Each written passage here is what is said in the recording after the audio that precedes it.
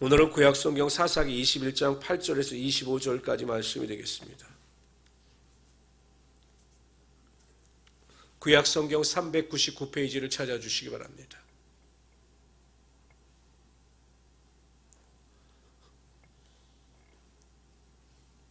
구약성경 399페이지 사사기 21장 9절에서 25절까지 말씀이 되겠습니다. 우리 한 절씩 교독합니다. 제가 먼저 8절 읽겠습니다. 또 이르되 이스라엘 지파 중 미스바에 올라와서 여호와께 이르지 아니한 자가 누구냐 하고 본즉 야베스 길랏에서는 한 사람도 진영에 이르러 총회에 참여하지 아니하였으니 백성을 계수할 때에 야베스 길랏 주민이 하나도 거기 없음을 보았습니다. 회중이 큰 용사 12,000명을 그리로 보내며 그들에게 명령하여 이르되 가서 야베스 길랏 주민과 부녀와 어린아이를 칼날로 치라. 너희가 행할 일을 모든 남자 및 남자와 잔 여자를 진멸하여 바칠 것이니라 하였더라. 그들이 야베스 길랏 주민 중에서 젊은 처녀 400명을 얻었으니 이는 아직 남자와 동침한 일이 없어 남자를 알지 못하는 자라. 그들을 실로 진영으로 데려오니 이곳은 가나안 땅이더라.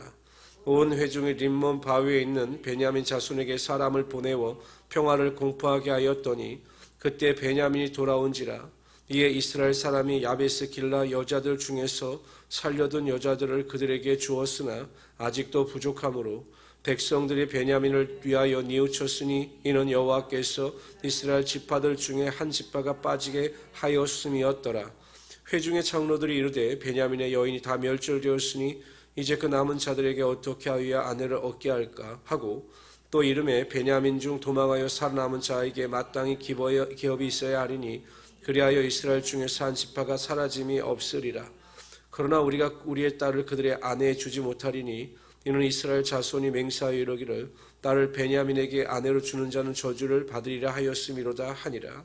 또 이르되 보라 베델 북쪽 르보나 남쪽 베델에서 세겜으로 올라가는 큰 길 동쪽 실로에 매년 여호와의 명절이 있도다 하고 베냐민 자손에게 명령하여 이르되 가서 포도원에 숨어 보다가 실로의 여자들이 춤을 추러 나오나거든 너희는 포도원에서 나와서 실로의 딸 중에서 각각 하나를 붙들어 가지고 자기의 아내로 삼아 베냐민 땅으로 돌아가라. 만일 그의 아버지나 형제가 와서 우리에게 시비하면 우리가 그에게 말하기를 청하건대 너희는 우리에게 은혜를 베풀어 그들을 우리에게 줄지니라. 이는 우리가 전쟁할 때 각 사람을 위하여 그의 아내를 얻어 주지 못하였고 너희가 자의로 그들에게 준 것이 아니니 너희에게 죄가 없을 것임이라 하겠노라 하며 베냐민 자손이 그같이 행하여 춤추는 여자들 중에서 자기들의 숫자대로 붙들어 아내로 삼아 자기 기업에 들어가서 성읍들을 건축하고 거기에 거주하였더라. 그때 이스라엘 자손이 그곳에서 각기 자기의 지파 자기의 가족에게로 돌아갔으니 곧 각기 그 곳에서 나와서 자기의 기업으로 돌아갔더라.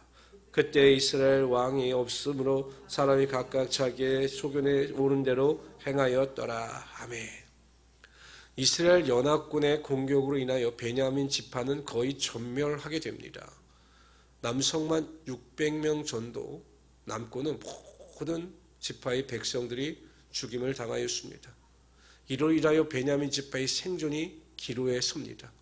비로소 이스라엘 백성들은 자신의 감정을 추스들고 뒤돌아보니 자신들의 공격으로 인하여 베냐민 지파가 사라질지도 모른다라고 하는 두려움에 직면하게 되었습니다. 왜냐하면 이스라엘 지파들은 항상 이 12지파의 공동체로 이루어졌기 때문에 그 중에 한 지파가 사라지는 것에 대하여 이들은 굉장히 염려하고 두려워하였습니다. 그런데 여기에서 그들이 실수를 합니다. 무슨 실수냐? 그런 위기나 문제에 처했을 때 하나님께 여쭙고 하나님께 기도했더라면 하나님께서 가장 좋은 방법을 그들에게 알려주시고 또한 그 문제를 해결해 주셨을 것입니다. 그러나 그들은 하나님께 묻지 않고 자신들의 방법대로 일을 행하여 나갑니다. 첫 번째 방법은 무엇이냐? 자신들의 미스바 총회에 참석하지 않았던 백성들이 누구인가를 찾아냅니다. 그리고 길랏 야베스가 요단 동편에 머물고 있던 길랏 야베스 사람들이 그 총회에 한 사람도 참여하지 않았던 것을 알게 됩니다. 그래서 군사를 보내죠. 원래 길랏 야베스 사람들은 그 므낫세 반지파에 속한 사람들이었기 때문에 아마 라헬의 자손이었기 때문에 베냐민 지파를 치는 일에 동참하지 않았던 것으로 보입니다. 이 요셉의 자손이기 때문에 요셉과 베냐민은 형제였으니까요. 그래서 그들을 공격하여 남자를 알지 못하는 처녀 400명만을 남겨놓고 전부 침멸합니다. 그리고 그 길랏 야베스의 400명의 처녀들을 그 남은 자들에게 줍니다. 그리고 또 모자르죠. 숫자적으로 한 200명이 모자릅니다. 그런데 어떠한 방법을 또 생각해내느냐. 실로에 올라가서 명절 때 춤을 추는 처녀들을 납치하여 데려다 그들의 아내로 삼아라. 이렇게 방법을 알려줍니다. 그 형제나 부모들이 불만을 표시할 때 우리가 그 문제를 해결할 것이다. 그러니까 납치를 통해서 그 문제를 해결하고자 했던 것입니다. 왜 이런 일을 반복하면서 그들이 잘못된 길을 걸어가고 있는 것일까요? 그 핵심이 25절입니다. 어찌 보면 그들의 문제뿐만 아니라 우리가 지금까지 살펴왔던 10월달, 11월달 계속 살펴왔던 사사계 전체의 문제입니다. 25절에 보면 이렇게 말씀하십니다. 그때 이스라엘에 왕이 없으므로 사람이 각기 자기의 소견에 옳은 대로 행하였더라. 자기의 소견에 옳은 대로 각기 행하였다라는 것입니다.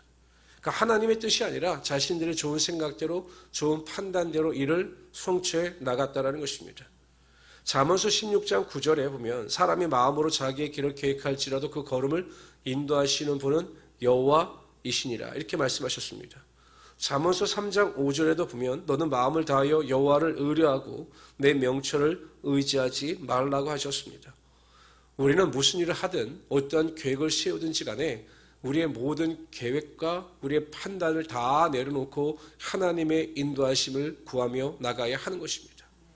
여러분, 이스라엘 백성들은요, 목표가 좋으면 그 방법이 어떠해도 상관이 없다 이런 생각을 가지고 있었습니다. 그러나 하나님의 뜻은 그렇지 않습니다.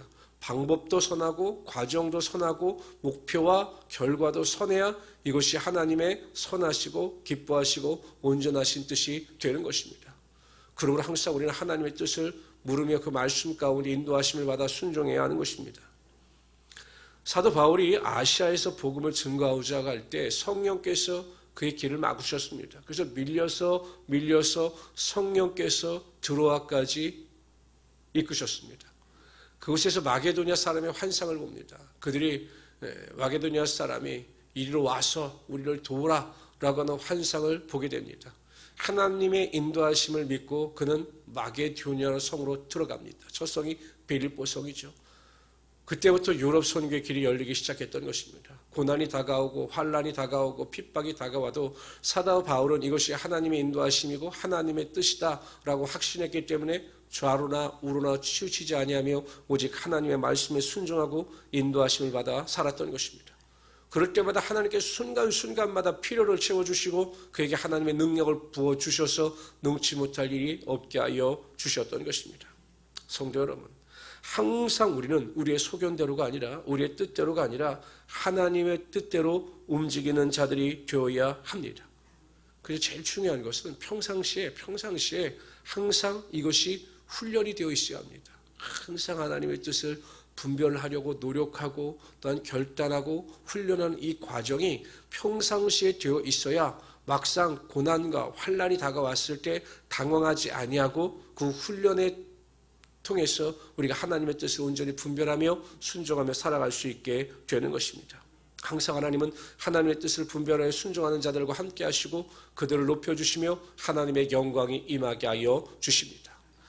우리 사사기의 교훈처럼 우리의 소견을 쫓아 살아가는 자들이 아니라 우리는 항상 하나님의 뜻을 쫓아 순종의 삶을 살아가시는 성도들이 되시기를 주님의 이름으로 축원합니다.